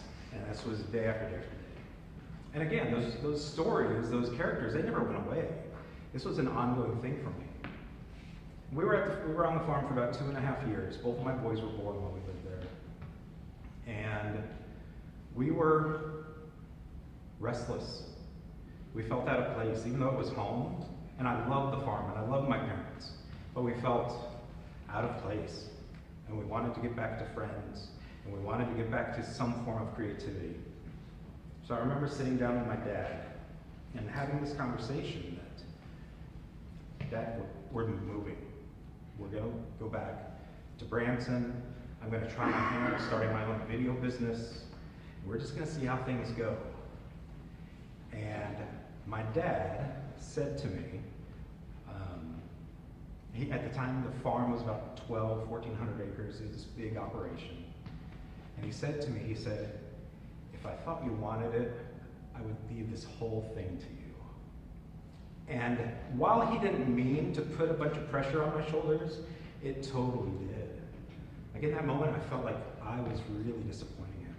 I even started to think, am I being irresponsible? Like this is something that's certain, it's something that's successful, and I'm going to just chase this dream that I don't even know if I can run a business, you know, I've never done that before, much less create one from scratch. But we did it, we moved back to Branson. I started a company with my old college roommate. It's called Digital Lunchbox. It's still in existence today. Very successful video business these days. So years later, I'm now well into my 30s, running Digital Lunchbox. We're doing pretty good. And I have this aha moment. It really wasn't a moment, it was more of it kind of developed over days or weeks. I'm looking back at it, I'm pretty sure it was the Lord just teaching me something about myself. And when I tell you what it was, you're gonna think, well, duh. But I'm telling you, for me, when I had this discovery, it changed my world, it changed my life, it changed the way I saw myself, it changed the way I operated. And I started to think, okay, this imagination that I'm putting to work and that I'm building my business on, and so I'm utilizing it. But this imagination and these characters and these stories, it's not a flaw, it's a design. My creator made me to be a storyteller. And when I understood that, like, I was so liberated, the most liberated I've ever been. And not only did I feel like I can continue creating, but now I felt like, okay, now I have a responsibility to use this and to steward it well. And it changed the way that I approached my art. So, I say all that just to say that when you can understand God's design in your life, it completely changes the way you see yourself and the way that you see your possibilities and what you are meant to do in the world. So now, I want to get to the practical stuff. I want to give you 3 points of things that have worked for me. I'm going to tell it to you from my perspective as a storyteller, but like I said, I'm pretty sure this will translate to whatever your world of creativity is. Say goodbye to baby Josh. Okay, tips to unleash your creativity. First one is this: you don't have to know the destination before you start the journey. And now I used to think this, like when I would sit down to write a script, I felt like I needed to know the whole story before I could sit down and plunk out any words. And you know what happened? I never wrote a single word. You don't have to know the destination, you just have to know where it starts.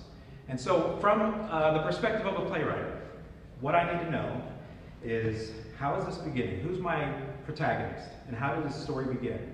And if I can see that up through the point of the inciting incident, kind of where the journey really kicks in, if I can just see that, and I can plunk that down on the page, that's going to be roughly about 10 pages or so. And if I can get to that 10 pages, by that point, I've spent enough time that I know this character intimately.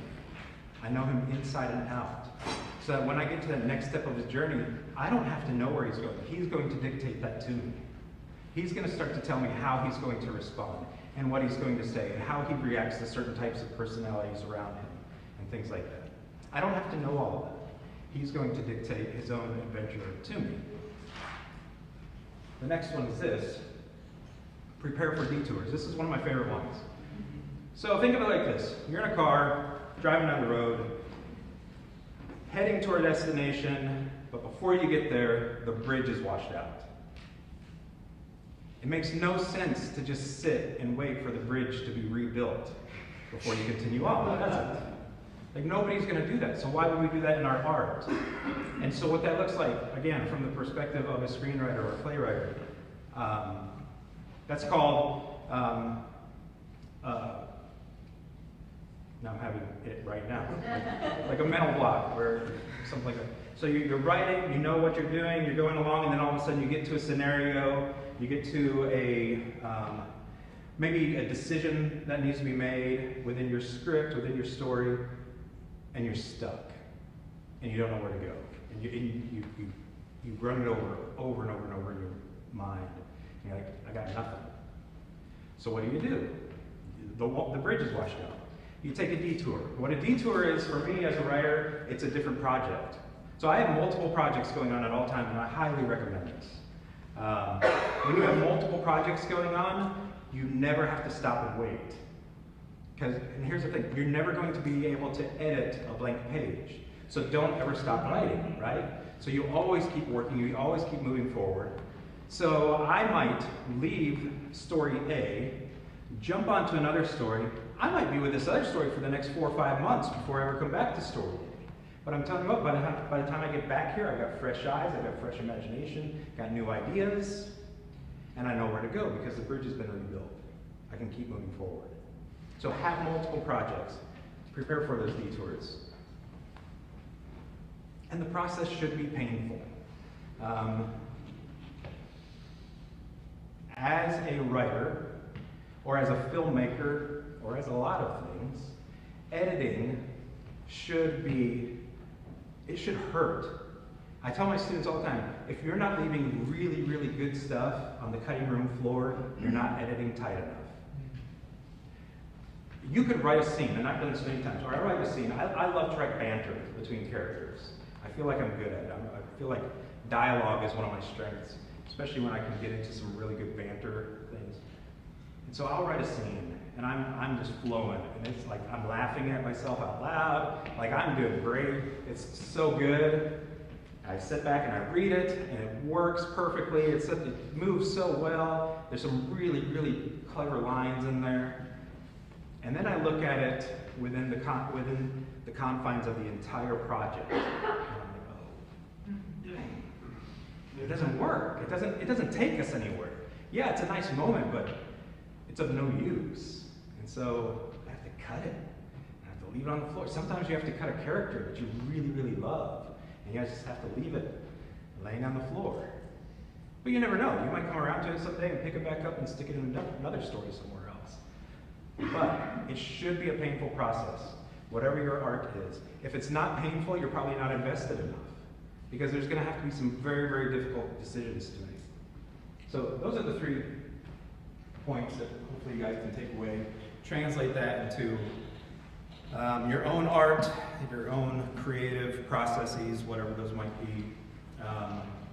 Okay, my wrap up is just this. There will always be a certain amount of dissatisfaction as long as you are denying who it is you were designed to be and what it is you were designed to do. You might have other ideas for yourself, because maybe you think, well, if I pursue this, I'll make more money, or if I pursue this, maybe status, or whatever the case may be. But you have to be honest with yourself, who you are, who you were made to be, and as long as you pursue that, you will find this fulfillment. And that's what I've found in embracing the fact that I was designed to be a storyteller.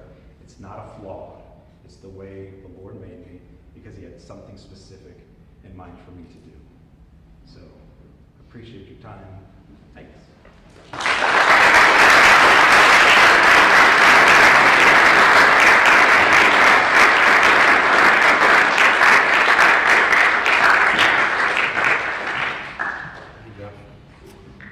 While our crack team of stagehands comes and sets some chairs up, let's give our presenters another round of applause.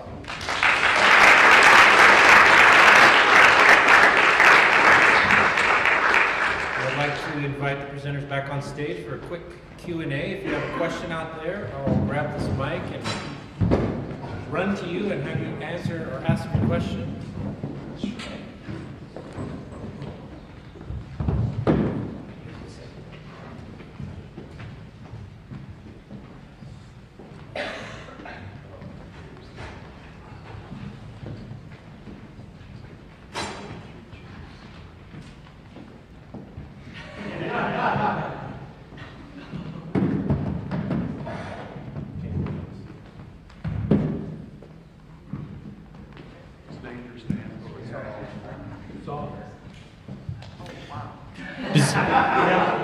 Let me blank the screen. How about that? Are there any questions? Oh, we got one up here. Price is right. I've got two questions, if that's all right. Firstly, I would like to start with Dr. Cirilla. How do you suggest we as students capture that creativity in the mundane that you were talking about with like vacuuming the house for guests? How do you suggest we as students do that? Why did you have to ask a hard question? Why do you ask hard questions in class? I see what this is really about now. Well, I mean, I do think that is one thing fairy tales are for. I do think they provide that. I have this, so of all the humans to hang out with, one of the most stressful are children. Because I don't know, I say, so what's your sacramental theology? Like, I don't know how to, you know what I mean? So I have a little joke I do with my hands where I go, have you ever been to the eye doctor? And they go, yes. And I say, when they go, you know, is it 1 or 2? 1 or 2? And they really enjoy that, you know. And then that's it, and that's where it ends, you know. But I think that the work, kind of the extraction, like what Josh was talking about, as far as what storytellers are doing, is often like they're dealing with the same boring, repetitive experience of being a human that we are, and it ends up in their storytelling process, hopefully in an exciting way if it's well done. And I think that we can ask, okay, how does that offer a different lens to see what we need to steward that properly? And I think that a lot of times it's a willingness to let our frame of reference be troubled sufficiently that we don't think we know what it is. Like, you think you know what cleaning your room means. And I understand there's a certain speaker who's famous for talking about that these days, but we don't actually know what it means. Like, we don't know what it means. We think it's moving the dust. Well, what is dust? You know what I mean? And it's like there's this place on fairy stories where Tolkien talks about recovery of wonder. And he says, once you know something, what it is, you collect it, it's yours, and now you've got it. No, we don't know what the dust is. And so I think that willingness to reframe, re-lens our imagination is where it starts. Now, my second question is kind of a broader question to all of you, because a lot of you talked on like taking pride in your creativity and how you specifically portray that creativity. How do we as Christians take pride in our creativity without it becoming something like the sin of pride and we're getting too prideful in ourselves?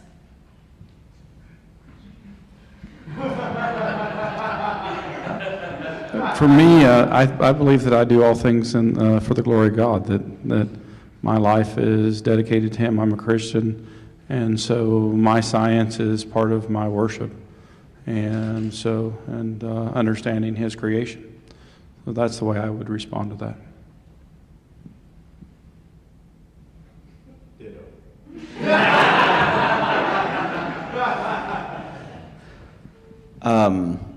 When I was little, I liked it when my grandmother would give me gifts that it constituted usually toys.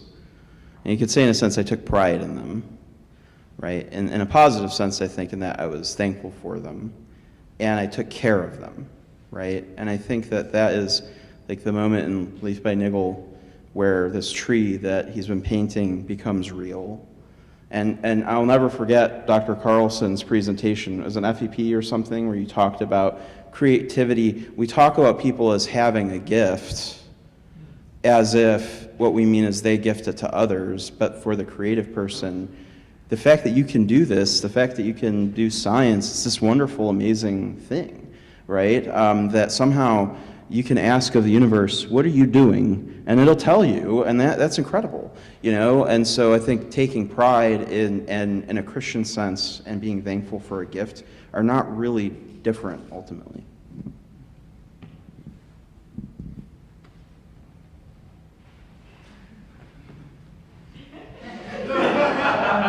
Good. Other questions?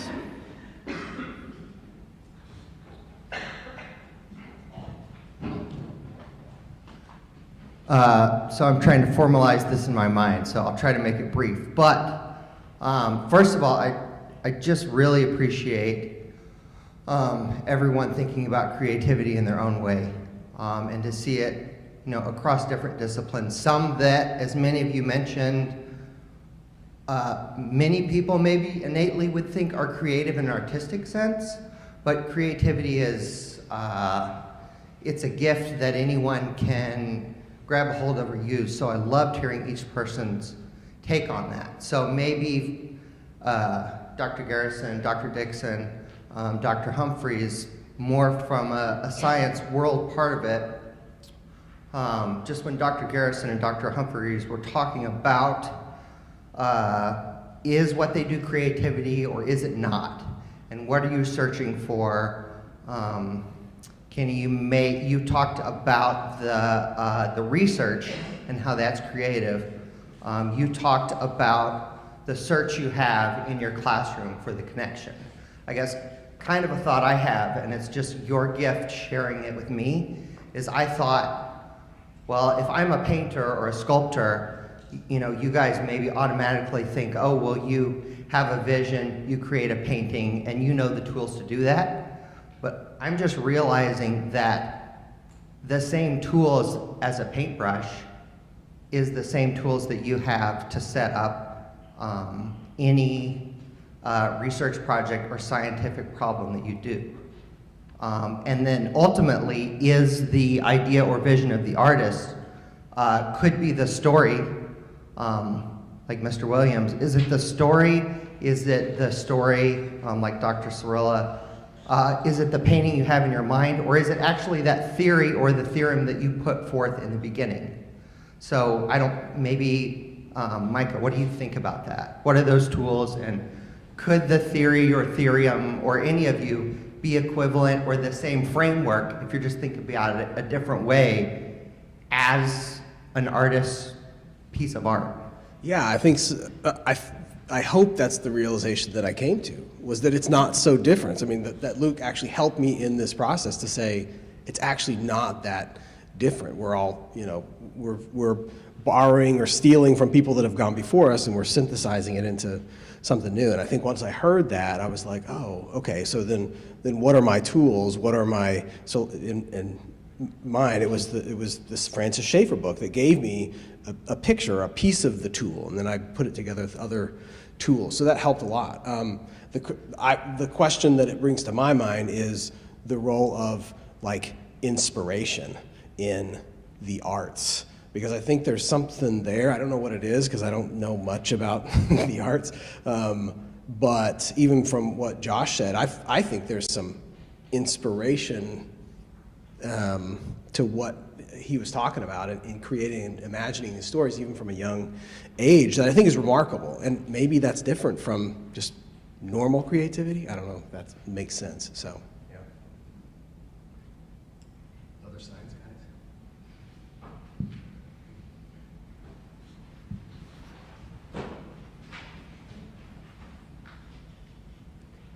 Thank you, all of you, for your presentations. And I was just thinking kind of what you were saying, Micah, about passing on, communicating, that in itself is creativity. So even if I work on a piano piece and the piano is my tool, in the end, does that mean anything if I can't share that and pass that on to others around me? So that's, to me, what creativity is. Honestly, it's not about the inspiration, it's about the communication, ultimately communicating in front of God. God is our audience also.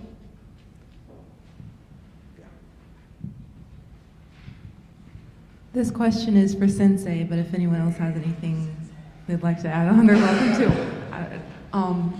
What advice would you give to someone who feels that she has conflicting creative gifts and callings in her life?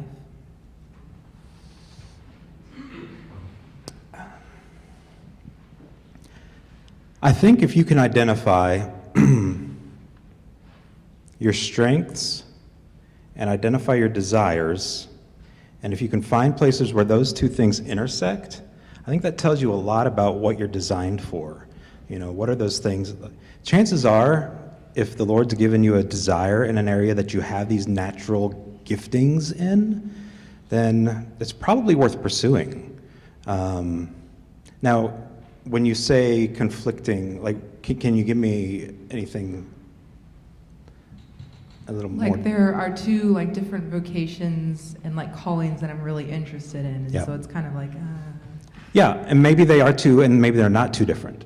So maybe on paper, or from what you can imagine how you would use those two different things, maybe they seem very different, but maybe there's something creative that's down the middle that takes and applies both of those worlds and makes something magical that you would love, you know, and that you would feel very useful and very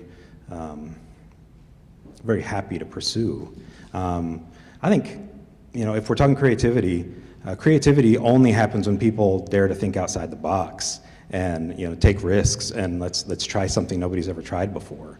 And so, I would challenge myself and be, okay, it seems like very two different things, but what could they become if they were to marry one another?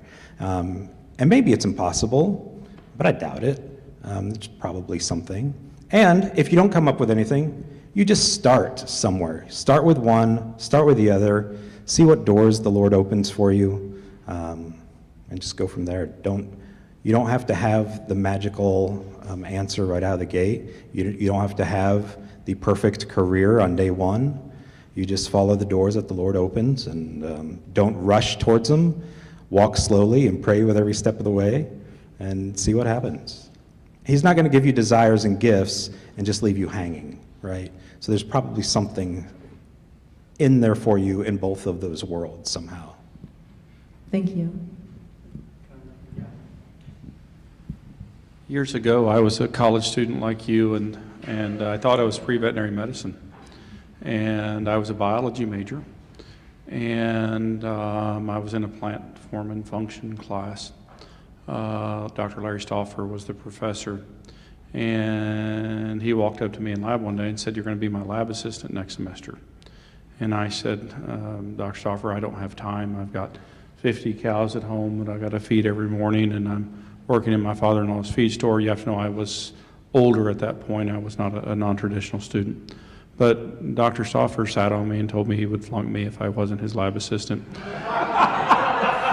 And so I finally said yes. And now, the reason he wanted me to do it, because he saw me teaching other people when we were looking at the slides, and he thought that I had a gift in education.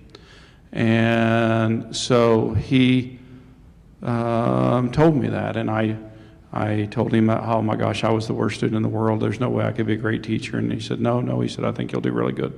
I was his assistant the next semester, and halfway through the semester, I said, you get paid to do this job? And he said, yeah. He said, but I have to deal with administration. And but in all actuality, I think that God kicked me right there, and he put a path in front of me. And in fact, you notice I was a biology major. I actually teach chemistry because I kept doing more and more chemistry, and I was as interested in that as I was the biology. In fact, if I could have done calculus, then I would probably be a physicist at this point, but I had a weakness there. So, so I became a chemist. You're a mathematician today. Yeah. Might be. But what I'm trying to say in all of this is to be observant, and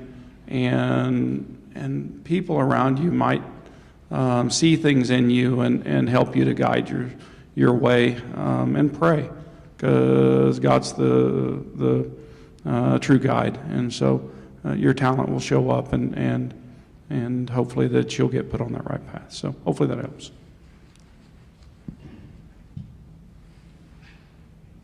Well, I guess I want to thank you guys for your time tonight. I really appreciated hearing the different perspective from all the different points of view of creativity. And one of the questions I had that I guess kind of goes along with her question a little bit is, So the typical understanding of creativity is that it's restricted to the arts, or at least that's how I thought of it. But going outside of that, how would you say the student is, how would you say we can go about finding our specific field of creativity, or where to look to find where we should actually invest our creativity in, I guess? Well, to begin with, I would say that you should ask yourself, what is your passion? What is your love? Because regardless of how hard it is, if you love it and you're passionate about it, chances are it's a gift that's been given you. And you should try to pursue it. It's a cliche. If I love what I'm doing, I don't work a day in my life. But it's true. You still have to deal with administration.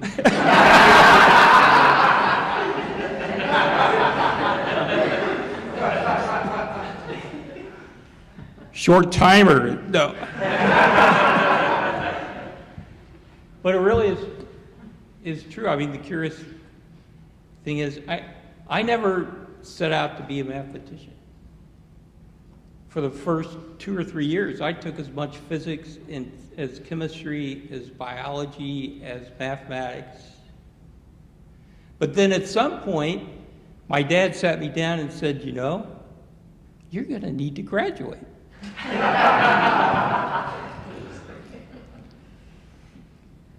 And then I just looked back and said, well, what was I taking just for fun? And the answer seemed to be mathematics, which I know. It's hard to believe. But ask yourself what you love, what you're passionate about, what you enjoy doing.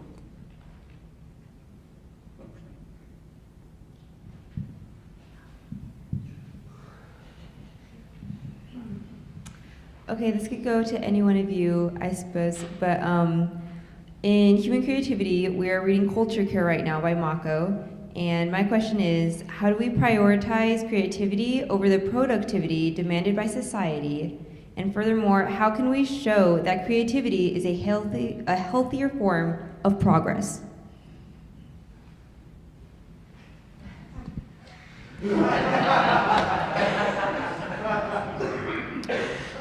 So in a way, I think what I'm going to say is kind of all three of these questions at once.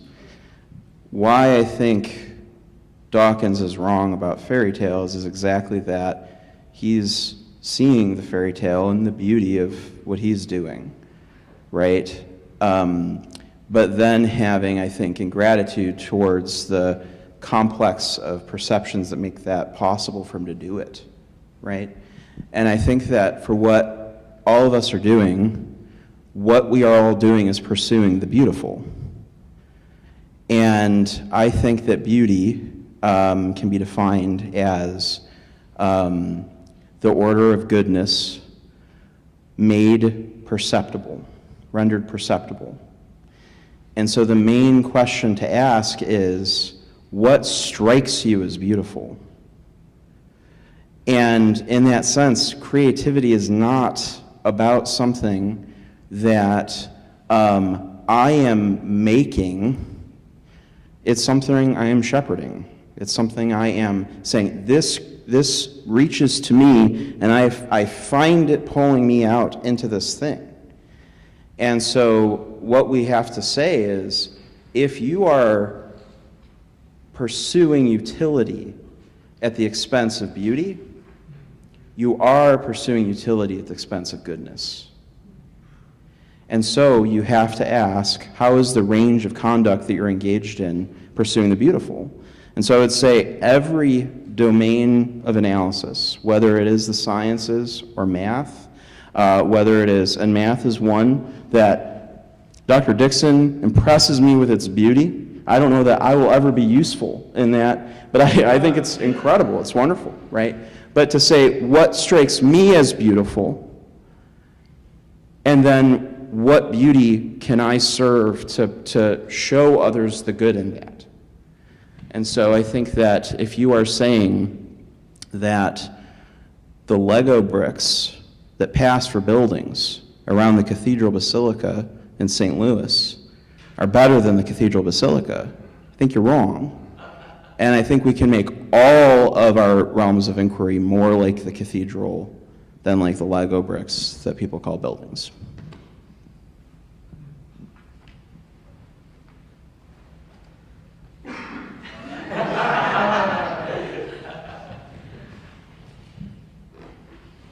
I don't want to stifle any further questions, but we do have some delightful food waiting for us just outside the store. Maybe one last question? All right. A final question. Yeah.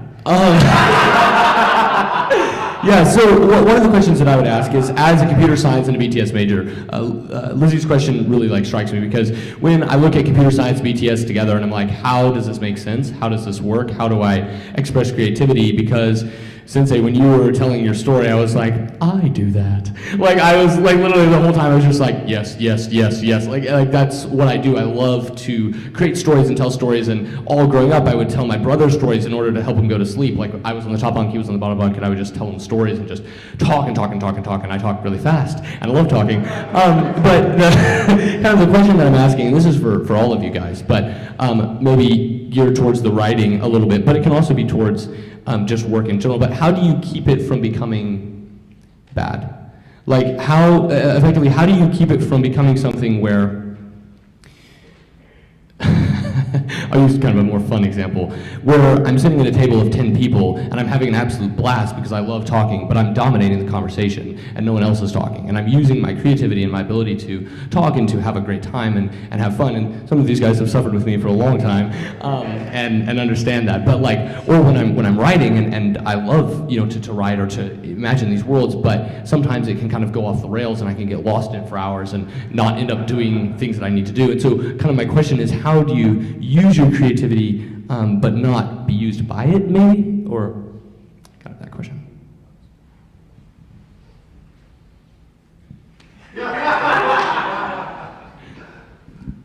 None of us know. No, I don't know. I'm not sure I'm going to answer your question, but it sparked a thought with me. So I feel like when you're talking about creativity, I can speak for my own. So when I'm beginning a story, when I'm developing a character, that is very much a solo project.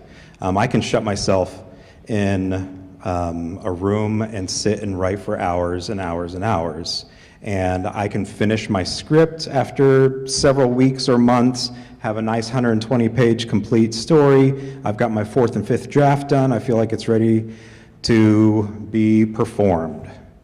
But as long as it's just me, it's nothing except words on a page, right? Like the magic doesn't start until there's collaboration. And I told students when they did a play of mine, Light Up the Sky, the last semester, and I told the students involved in that, my script is not a work of art on its own. It's just a script. But more than that, it's an invitation to create a work of art. And whenever you can invite other people into the process to help you in your creativity and that collaborative part, that's where, for me, that's where magic happens. Now, I need that time alone in order to get prepared for the collaborative part.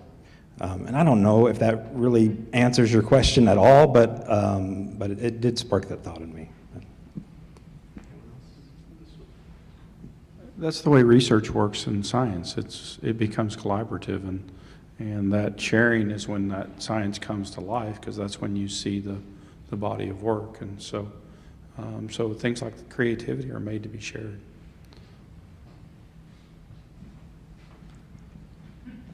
I think that's a beautiful ending to a beautiful evening. Thank you guys so much.